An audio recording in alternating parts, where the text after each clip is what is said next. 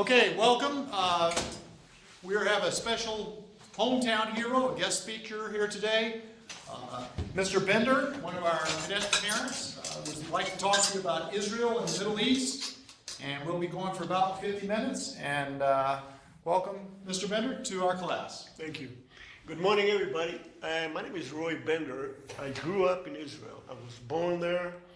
And when I was 21, after I serviced 3 years in the military, I decided that I did not want to live the rest of my life under pressure because of wars. So I moved to the US. Now, when I was your age, in my high school days, on my high school, they had a vocational program.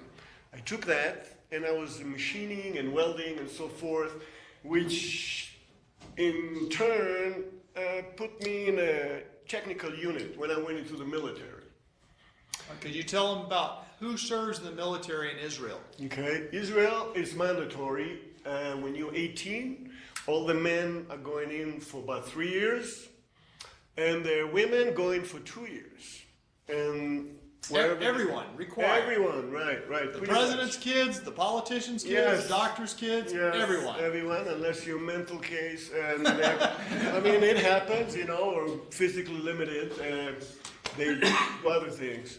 Anyway, basically, Israel was formed in 1948. Okay, let me get them up here as a picture here so they can see what we're talking about in the world.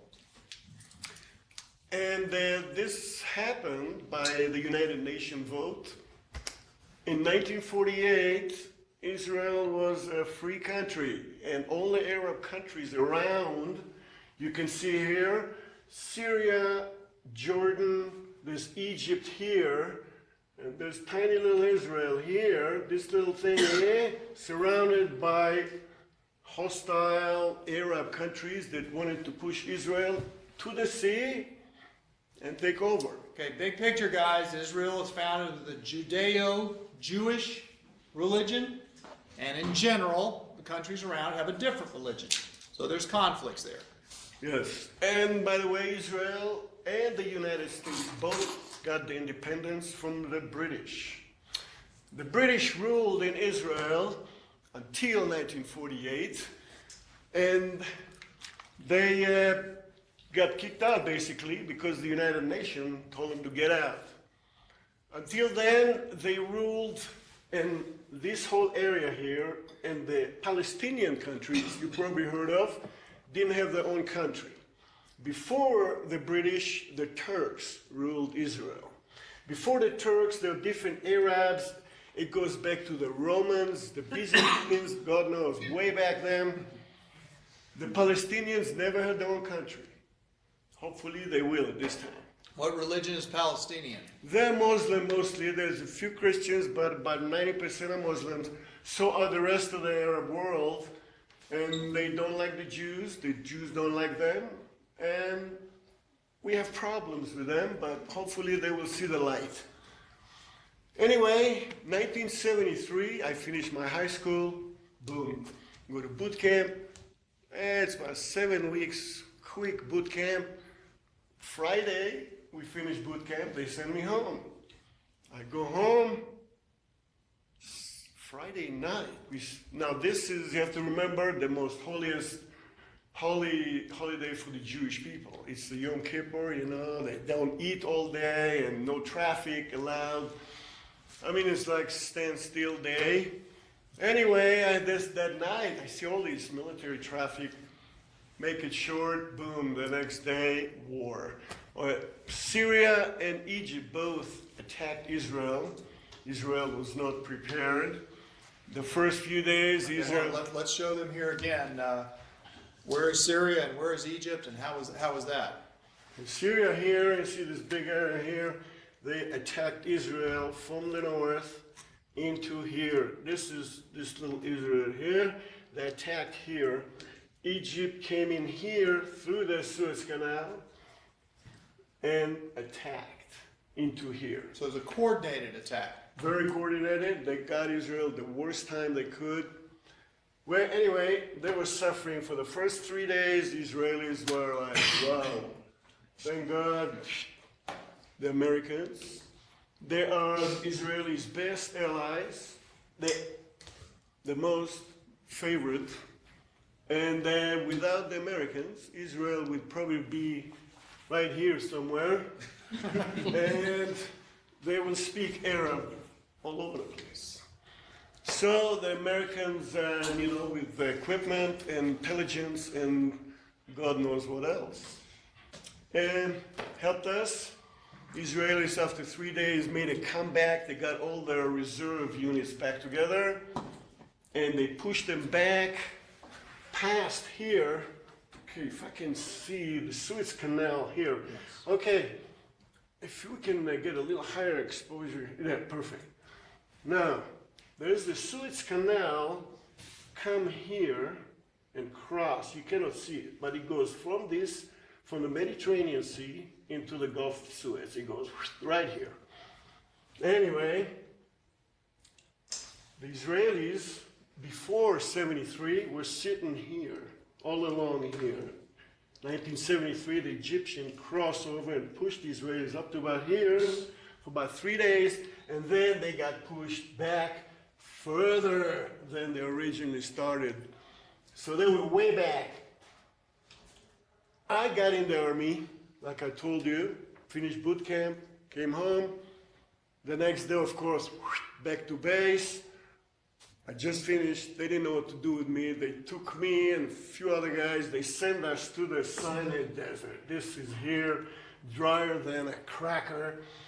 Sand and everything. You don't want to be there. Okay, you're 18 years old. I'm 18 years old. They put me in this big Air Force base, El Arish, and the Israeli Air Force is sitting there, and me and my other friends, they don't know what to do with. They put us to all these duties: clean the pilots' dormitories, collect garbage, clean bathroom, any crap that nobody did. But we were fresh from boot camp. You can get everything done on the double. Anyway, they did that for about 2 weeks. They sent me back to a training camp to train me about ammunitions, bombs, all kinds of stuff. Crash course, boom. 3 weeks later, and I was here somewhere, they sent me there, past the Suez Canal. They attached me to a paratroops force, and I am literally way out. My home is here. I want to be home. I'm way over here chewing dust and crap. Anyway, I'm here for about a month and going up and down the Suez Canal here. And those people there live like 3,000 years ago. They got donkeys pulling their plows. I mean, seriously, you feel so bad for them. So poor. Thank God we didn't have to mess with them, we just let them live. Anyway, a month later, the Israelis decided to go on this side of the Suez Canal and leave this for them. We're moving back, thank God. So I was just about here somewhere, and at the last day we ended up here. Suez Canal is a major port. The ships go and make a shortcut. Instead of going all around Africa and coming way around this world, you have the Suez Canal saves them about 2 weeks on a ship. 2 weeks on a big ship, major bucks. So they do this. So anyway, this city here had a lot of industrial installation, all kinds of stuff. Israelis got there, and they had a lot of ship that before the war got stuck, couldn't go anywhere. They had a ship, just coffee, full of coffee. And you got those trucks going in, coffee, going in, major coffee. Anyway, the last day we're moving back, leaving this and moving, crossing the Suez Canal. I'll never forget this. There was no wind. It was a still day, clear. We're moving back, and last look at this city. I'm looking back, and you see this smoke coming up. Israelis blew up all these different military installations and other things that we didn't want to leave the Egyptians. And it was like doomsday. all these smoke lines going up, the roads, which was the main highway, it had craters. I mean, there was no road here. It was like between craters. It was, bumped so majorly you couldn't see the road really. Thank God I left there. All that coffee went to waste, right? I'm still drinking it to death. Still drinking it. Mercy. Anyway, finally I got home. I haven't been home in like 2.5 months. Couldn't wait to see my girlfriend. Go to see her, and she's like, she found somebody else. I got dumped, pushed, and Okay, for distances, again, we're in America, we're such a big area. Why don't we, how far do you think it is from Suez to, to the area? from Suez back to Israel. Yeah. It's about maybe 4 or 5 hour drive. Let's see here. Maybe even 6 hours. Miles from Suez to your family up in here somewhere. Yeah, maybe 500. I would guess around 500. Okay, so it's about 150 miles. That's it. From Suez to here to Gaza. I got it right there. See, Okay, the miles. good. Okay, wow. Okay. Small. All right, so that's shorter. That's shorter than from here to Tucson. It's shorter from here to Tucson. So Wow. the world is a lot different perspective. And again, from his world, to be upset that he's away from family and home, I mean, you go to Tucson, you're farther than that. Israel itself, let's see how wide is Israel, right? It's as big as New Jersey, by the way, which is small, very small. New Jersey in this country is this little corner out of this table, you know? So Israel is about 50 miles wide. So that's like from here to the Sunset rest stop, okay, on the interstate, literally. I mean, that's, and then north to south, how wide is Israel? It's about, again, shorter than from here to Tucson. That's the entire country, okay? So, and they have huge wars, right? I mean, this is the hotbed of all the Middle East. So we just need to realize this perspective for, the different parts of the world and how they're done, okay? Very well. Anyway, went back to Israel after the Suez deal, got trained, and they're sending me to beautiful Okay, here, show me where. Sinai Desert. The Sinai Desert right by the ocean here. Gaza Strip. Okay, it was more like, come back here, okay, the Suez Canal, going here, but here, I was right here. And this is during the war or after the war? Right after the war. Okay. Right after the war. Port Said, you see that? We had a base right across from Port Said, which was an Arab city, Egypt. And there was this major steel tower. And there was the biggest binoculars I've ever seen. Unbelievable. And you put your eyes on, my base was about here. And with this binocs, you can look into the Egyptian camp and see these guys doing their thing. It's like, wow. That was about maybe 3 or 4 miles, maybe 4 miles, if that. And between the Israelis and the Egyptians were the United Nations force, right between. These guys were on the beach all day playing volleyballs, doing nothing, getting paid. And the Israelis, for 3 years, if you're lucky, you get $20 a month. If you're very lucky. And here, I understand you guys get at least $20 a day. I'm not sure. Yeah, but you guys making some decent money. I had 20 bucks a month. They take you. What year was this? 1973. Okay, guys, you need to realize, 73, you didn't have ability to have spy satellites, no internet. And so guess what? You had to physically look with binoculars to get intelligence, right? I mean, you couldn't spy on somebody by turning on the camera of the desktop and looking at people. There are no computers, 1973. So again, this is the old way that he had to spy, and he sat there looking at the bad guys across the river, literally. Anyway, God, this place was boring, okay? Boring because we were not right on the beach, but we were about 3 miles. And you're not supposed to walk because there's mines all over the place. But on weekends, we take the Jeep and we used to go fishing. We didn't have time to do the rod thing and all, so we fished with hand grenades. We rode, seriously, it's illegal. In those days, we were the law. There was no other law, so we wrote the rules, and we will drive. That was some nasty road, but we get to that beach. All right, so here, let's look at, where were you here? You probably drove over here to this beach. The canal. Well, yeah, it was not a formal beach because there were mines everywhere. But they did some work here. Yeah, if that is the canal here, we were right here somewhere.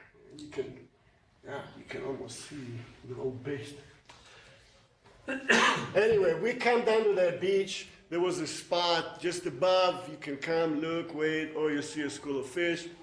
You open it up, you count till 2, you throw it, it goes, boom, hits the water, going a little bit, and then you go and pick fish everywhere. And there's a fish fry that night. The good thing about this fish fry in the Israeli military, anyway, we'll have colonels and high-rank people come and sit with these guys. You know, I was just a sergeant. They will sit with us. They will BS all night, just like your buddies. You know, and the next day, of course, there's full respect and everything. But that night, rank doesn't mean nothing, you know. And sometimes, I don't know about the American, I'm sure they have the same thing, you know, given the right surroundings. So what it teaches you, when the war is over and you're occupying a country, you are the war, and you are the law. Yeah. Anyway, as part of moving out of the Suez back to that side of the Israeli territory, we had to pull a lot of mines. I dealt with anti-tank mines. These things are, you know, fairly large. Maybe they're about, I don't know, maybe 20 pounds, 25 pounds. Pretty much TNT. It looks like a barrel, or it's just something round like this. We had to excavate them, take them out, clean them out, repack them for future use. How would you find the mines? Well, we had maps, so I didn't have to do it, thank goodness. But these guys would go out there, dig them out, because every mine is, you know, major bucks. And when you got thousands, literally almost hundreds of thousands, it's mean, you know, big bucks. So it was this operation, this middle of the field. Here you go. Look at some of these pictures here. This is There you go. Exactly. This is it, my friends. This is it. Right there, I saw thousands of thousands. We had people from the reserve units come, and they will go, we had assembly line, and we get these mines, and they'll clean them with air pressure, repack them in these boxes, and put them back to the line. By the way, one day, you see clear sky here. The Sinai usually looks, Sinai Desert looks just like that. Clear sky, 99% of the time. One day we're out there, beautiful, clear day, everybody's working. All of a sudden, one of the guys goes, "Why, hey, you guys, look over there." Point out, we look in the far, we see this wall, this brown wall. This is weird. Nobody ever seen anything like this. What is this? We don't know. We continue in, a few minutes later, it's getting closer. Ooh, it's probably a sandstorm. Everybody drop everything off. We start running to camp. Camp was about maybe half a mile. Halfway through there, this wall catches up with us. Pretty soon, I cannot see my water bottle. Cannot see it. It was just like, There it is.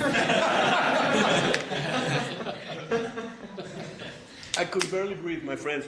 I had to put my shirt right through, and I tried to find camp. There is no way. You get totally disoriented in a matter of minute. You think, oh, I'm going this way. Pretty soon, you really just like try to go at night.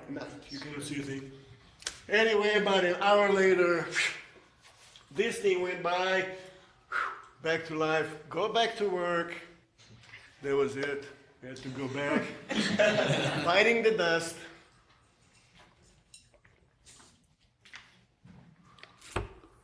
Here's a question, guys. Do you think in America we have enlisted members in the military go dig up landmines and clean them? Yes, probably. Not really. Big country, a landmine is not that worth that much. Smaller country, a landmine's a huge asset. They only have a certain amount of them, and they're going to donate people's time to go maintain those assets, just like we maintain our fighters or whatever. By the way, the Israeli Air Force was a huge part of the victory in the Yom Kippur War. Very, very proud, and that was a big part of winning the war, was the defense of Israel and the Air Force. To this day, it's an excellent Air Force. That's because the Israelis get the best airplanes from the Americans. And by the way, there was a war that was decided by air. It was in 1967 war. Egypt, Syria, and Jordan attacked Israel. Well, actually, I take it back. Before they did, they were getting ready to do that. Now, Egypt put this major cannon on this water straits, that was international water straits, and they said, every Israeli ship that goes by here, we're going to shoot. They put this cannon down, and the Israelis are like, okay, they're going to start a war within days. What are we going to do? Well, guess what they did? They got the Air Force. They went, in 6 days, they totally paralyzed 3 major armies from different countries by air. The Israelis flew all over the airfields of the Arabs, just blew up all the airplanes, took out bridges, just smart. These guys were dead. So Israel, if we can go back to that map, okay. At the time, before 1967 war, was this tiniest little thing. It was the Gaza It's a little more, yeah. Okay, you see this? It was here, originally. You see this red line? So before 67 war, this thing was tiny. You see how narrow this is? This is like 10 miles from the border. Anyway, it was tiny. After the war, Israel took a big, you see this Golan Heights thing? This thing we took from the Syrian, this big chunk, which was high ground. It's just like sitting on a tower, shooting these people right below you. We had these farmers here growing food. This Syrian army will sit here shooting at them, killing them. Took this, and then took this major land here, where big West Bank, you probably heard about it, Palestinians, terrorists, and all this. They took this part and this major Sinai desert. I wish they didn't take this Sinai desert because they ended up eating that sand over there, and that was not fun. But they gave it back. In 78, they did peace with Egypt. They said, you know what? You can have that back.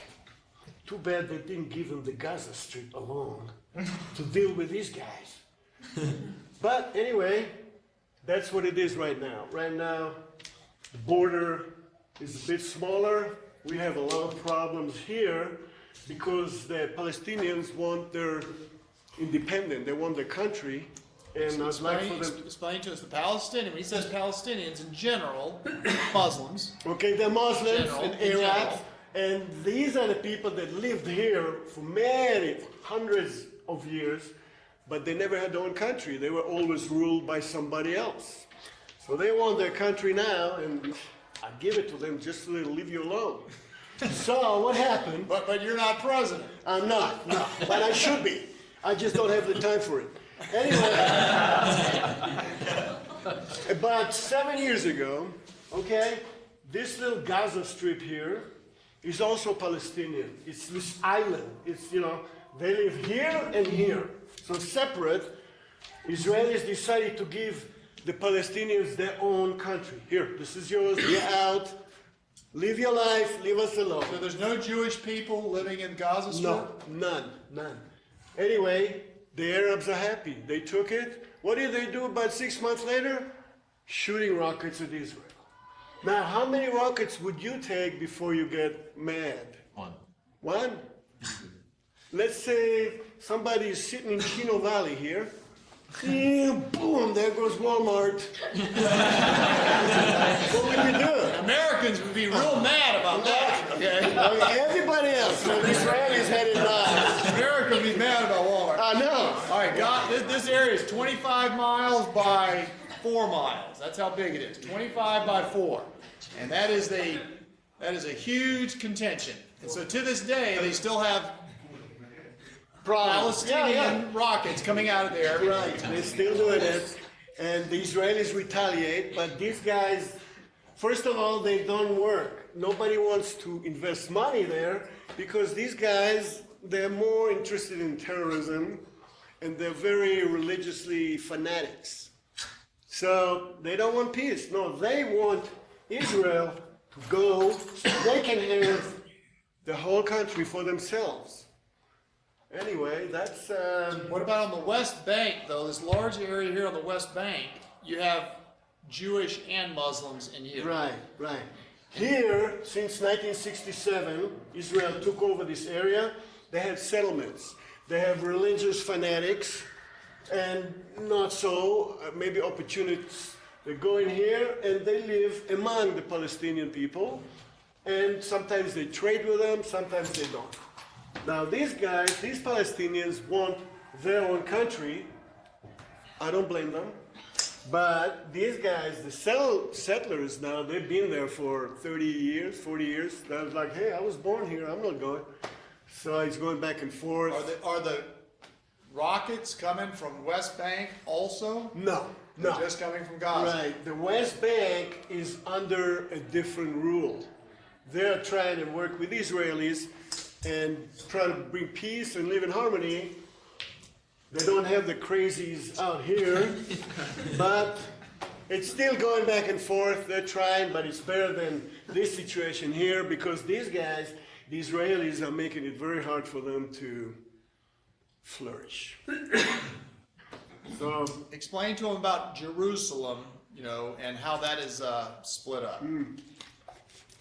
Well, that is the root of the whole situation here, the whole problem.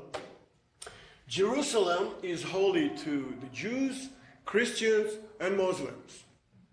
Thank God there's only 3 major religions here. By the way, also it's separated. Now, after the 67 war, Israel took over the rest of Jerusalem. Before that war, they only had half Jerusalem. The other half was the Arabs. Jordan at the time was ruling that. Now Israel took all over Jerusalem. Now they're in control and they're putting settlements and everything. The Arabs saying, wait a minute, this is mine. Mine? How come you don't live here? You got kicked out. Oh, I want it. Okay, just like Mexico comes and says, hey, California is mine, I want it. Sorry, you lost it, you're out of here. So now they want it back and you go back and forth. And no, I don't think if there's anybody out there on this planet fix this problem. You know, I might have come up with a solution, but I really don't have time to deal with these politicians. I'm sorry. But Jerusalem is split up into 3 ethnic areas, but it is open. You can go visit Jerusalem, right? I mean, you're not restricted. If you're a Jewish, you can still go in the Christian area, you can still go in the Muslim area. If I'm Christian, I can go in the Muslim and the Jewish area, it's no problem. It's a free... Sort of like an independent United Nations area, but there are ethnic differences. Very. And it's relatively safe. Very safe. Because of tourists. Security, big time, yes. But the old part of Jerusalem, the Arab section actually is my favorite because it is so colorful and it looks like you're in the Bible days. Cobblestone streets, walls, old buildings. Old buildings, There's a street there, it's called Via Dolorosa. Jesus Christ went through it. Amazing, amazing. The whole place is history. Everywhere you look, you're looking at 1,000, 2,000 years old stuff. Here, I see some 100 years old. Wow, that's old. That's old. Go to Europe, man. Whew. Anyway, Jerusalem so far is a major problem, but we're moving forward. We're living. Here's some pictures of, this is current pictures of Jerusalem and what it looks like. I mean, these are old they look like you said, original days. Because with different arguments and different religions, nobody's going to approve any building. There's been no building there in 2000 because it's so much arguments, right? And they go back and forth. Under this is a mosque, by the way, here. Yeah. Under this, they found remains from a Jewish temple.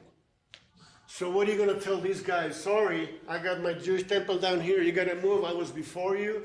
You can't do that.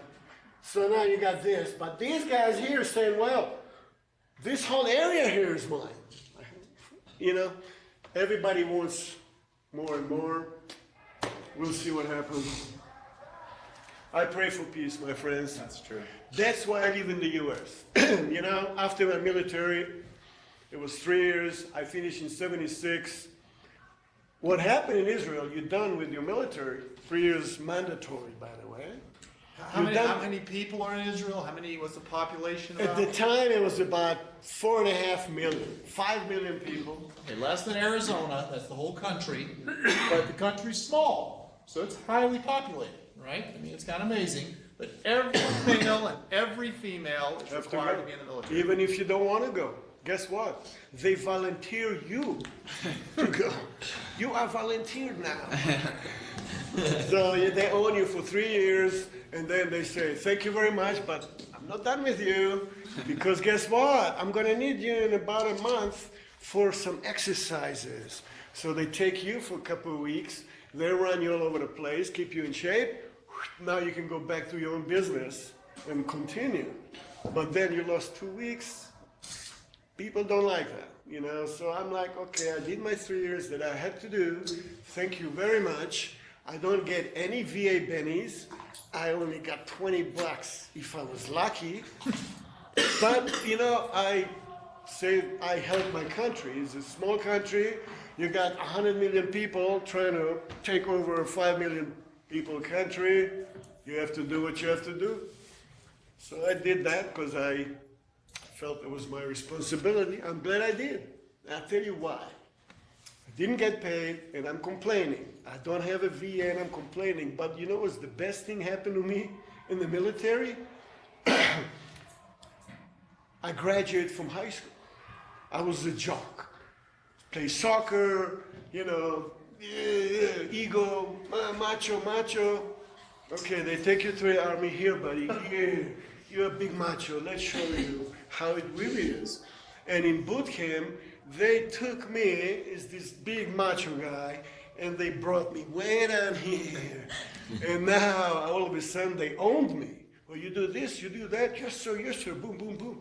If not, you go to jail, or they give you all this crap that you gotta do. So they break you in, you know. I thought, it ain't gonna do me nothing. Don't worry. Military is a good thing. You know, 3 years later, I came out, I'm a man. I'm not this jock anymore, full of myself. Yeah, blah, blah, blah. That doesn't fly in the military, you know. Maybe the first 2 or 3 weeks in boot camp, yeah. But then after that, they realize this is only BS, you know, and all that. It works in high school. This is a good time to enjoy it now. And hopefully, some of you will go to the military because it's a great program. The U.S., you guys get good pay, and then you got bennies, you know, health, insurance for the rest of your life. You know how much that costs? Doesn't matter. And you get education there. It's a good thing, you know, for a lot of you, not all of you. Some of you want to be executive, you know, or movie stars, or who knows. It's okay too. Whatever grabs you. But I tell you, from a job point of view, it was worth all these 3 years that they owned me and did me do this, do that. At one stretch, my boss and I had disagreements. I didn't see home for 3 months, you know. What? My weekend, they will do inspections every Friday, you know. Okay, before you go home, we do inspection. They will come to me, and they will find something. Sorry, you're grounded for 3 months. Anyway, I deserved it because I was a rebel and I was trying to hit him, you know, I'm never going to do this or that. Well, you finally learn, you know, they break you in, and you bite the dust and move forward. Is your family still in Israel? Your mother, father, cousins? My mother and father both passed away. I have 2 brothers there, best brothers in the world, and they have 2 children each and 3 grandkids each. So, but how exactly did you get to America? What was the program, or how did you make the decision? Did your family support you? How did that work? I finished my military, and my father and I took a trip through Europe, and then we went to the U.S. I have friends and family in New Hampshire. So I came up, I liked it, I said, I really don't want to go back. I want to stay here, but it's not that easy because everybody comes here, wants to stay here. Before you know it, too many people. So, you know, I decided, well, you know, there's one way you can stay if you apply to college and you're a student. You get a student visa. So I'm like, good. I wanted to learn anyway. It's a good thing. So I did. So I went to school. I got a visa. I learned, great education. Eventually I left New Hampshire because I really didn't like the weather there. I ended up in Phoenix, and in Phoenix I went to the DeVry Electronics School and I graduated there. I got a great job with DuPont, and after a few years I got tired of Phoenix, too many people, too hot. I said Prescott is my choice. From all over the country, this is my choice because I find it the best thing for me. I have everything I need here, great people, view, weather. I got a quad. What else do I need?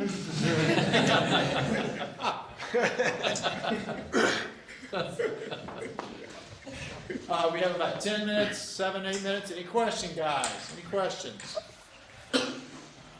Go ahead. What language is spoken in Israel? They speak Hebrew there.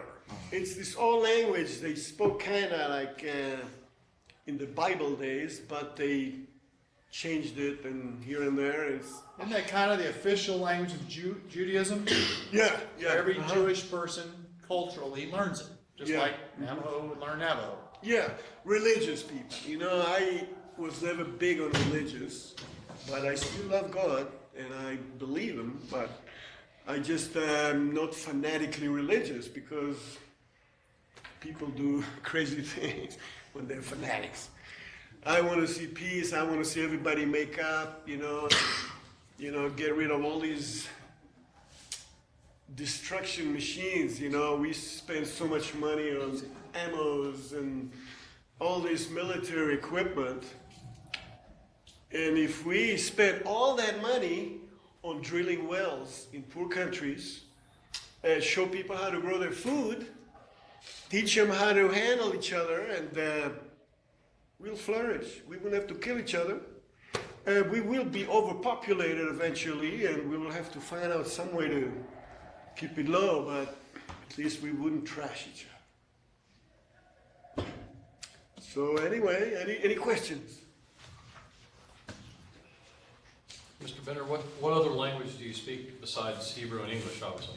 Well, I speak a little bit of French, a little bit of German, a little bit of Polish, a little bit of Hungarian.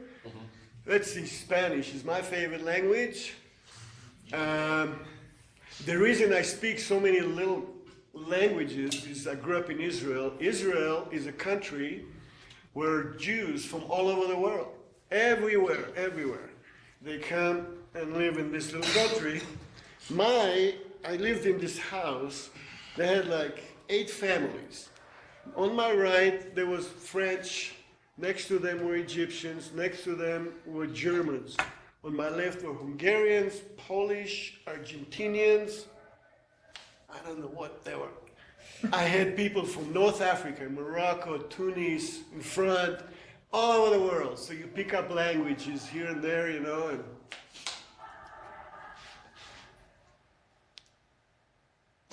I was going to show some pictures of the Israeli army, maybe.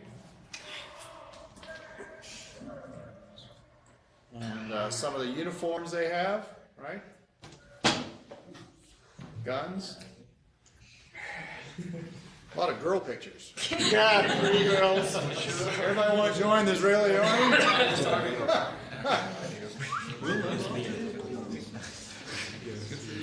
In general, guys, nationwide, if you're a general, you sort of can look at this and throughout the whole world, in general, generals have stars, in general. Pretty much. You look at this guy and you know he's not an enlisted guy right out of basic training. So, anyway, and a lot of the Israeli not uniforms, but equipment does come from America because we do support them a lot with our equipment. Well, here's another thing. A lot of the equipment that we get from the Americans, we actually improved or experience different targets than the Americans originally. And like for instance, with airplanes, you probably know, I think the F-4s, there was this major, I'm not sure which model it was, they end up putting some rear view mirror. Is that true? That is true. Okay. And I'll even tell you the F-15s that I flew were sold to the Israeli, and they paint them differently, and they add them. But again, the whole country of Israel would have 24 F-15s, which is less than the state of Arizona. But they're country, and they go out and fly. I'm telling you, I flew against Israeli pilots. They're as good as anybody in the world. It's a national asset. The fighter pilots are very well respected over there. But they would absolutely, now they have F-16s, on the bottom right, they have F-16s, and they'd improve these planes because they were national assets. They only had 20 of them, 40 of them, not 700 like us. But I'm telling you, and they really did great work with them. A quick thing about flight. You know, I was almost a year in the Army, and they wanted to send me to a pilot course. I mean, but if you do go to a pilot course, you have to sign an additional 2 or 3 years after you finish your mandatory 3 years. So that keeps you in the military for about 6 or 7 years. Anyway, I thought, wow, you know, this is an honor because they don't take anybody for being a pilot. So I thought, yes, I think I want to do it. My problem was I was in love with his girlfriend. The other one dumped me, she was over. And I was like, wow. Now, if you go to this pilot course, they keep you there like 6 weeks at a time, you know, they let you go for a quick day or two, boom, back in. I thought I'd never see her, wow. Of course, she dumped me later on. I did not go, and she dumped me later on. I was like, oh, I was so mad. As she turned up, she was that big, and I was so glad she did. I was so glad. I got lucky. I wanted to marry her and everything, you know. But the moral of your story is, the moral of your story is to follow your dreams and not your love. Right, exactly. And if you followed your dreams, your love might come with you. If she doesn't, she's not worth it, right? And the love only lasts that long. You know, most of them, you'll find out, you guys, this is prime time for you. Experience, enjoy it, take care of yourself. It's been a lot of fun. Any other questions? Go ahead. What was it really like serving in the Israeli army? It was not a picnic, you know, they owned you. And you know, if you worked 9 hours that day really hard, and all of a sudden there's a big giant semi with all these missiles coming in, somebody needs to unload it. They don't care if you work 20 hours. We need you. I ended up, me and the driver for these big trucks, unloading a whole semis. You know, I'm a skinny dude, I still am, you know. 2 guys unloading these major semis, so there's another 5 hours. So it was not fun, but camaraderie was there, you know, you'd do anything for your friends. And my best friends are from the army, you know, because when you're pushed under pressure, you come up with the best character, you know. Yes. So if you were compared to like your buddy that worked like 8 hours and 9 hours a day, and if you work 25 hours a day, you'd still get that $20 a month instead of Yes, yes. And thank you very much also. Along with it. Yeah. Go do your kitchen dishes now. Yeah. Anyway, that was a good experience. Yes, any questions? Yes, sir. So how did you meet your wife you have right now? Well, I got lucky. I moved to beautiful Prescott after Phoenix, and Katie came to take a music lesson from my neighbor, and I liked her, and I asked her out. We went hiking, and went to a party that night, and we started dating, and years later, and my son goes to school here now. So it was meant to be, and she didn't dump me, and she's not going to, and I'm not going to dump her. We all stand, my friends. I wish every one of you good luck with their partner as much as I do. All righty, room 10 hut.